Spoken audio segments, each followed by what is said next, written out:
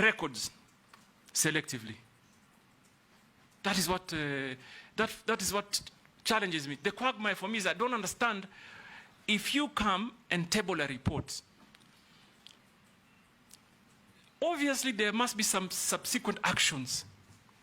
And I want to also, this is one matter that I really hope we can put to permanent closure, Mr. Speaker.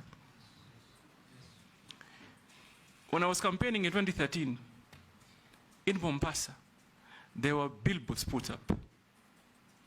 Don't vote the Baron, vote change. Mr. Speaker, let me begin with that report.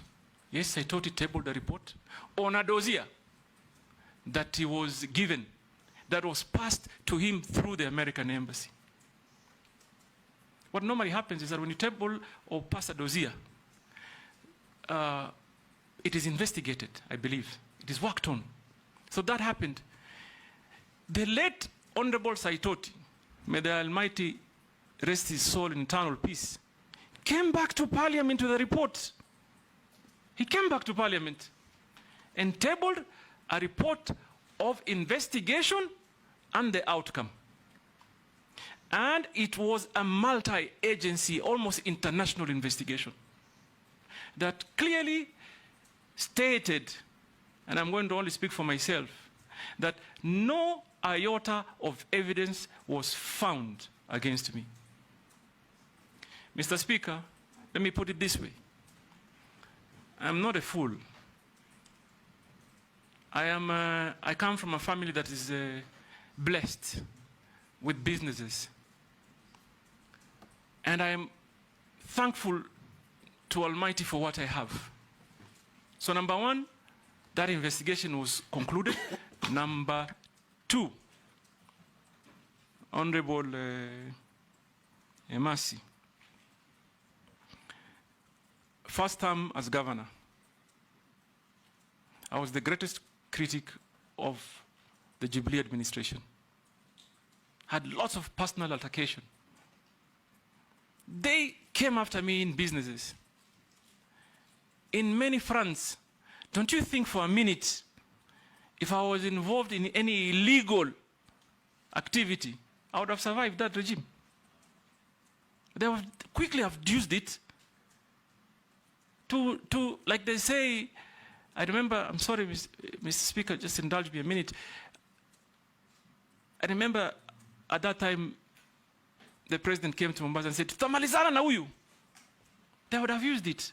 So please, Kenyans, I want to assure you here today that I do clean business. Visible, that can be audited, can be seen, physical, and therefore, please, Mr. Speaker, if anybody talks about a report that was tabled on the dossier, also talk about the report that came after that, that cleared us. And I am particularly interested because first point on for me to call and try and interest investors to come, I am planning to go to the United States.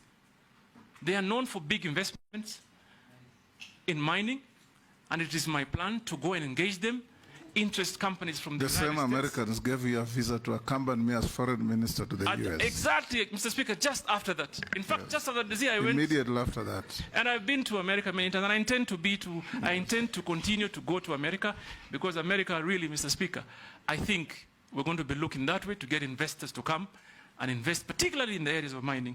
So, Mr. Speaker, that matter, again, I hope it comes to permanent closure. Because it's all like education, it comes up only when they are seeing an opportunity.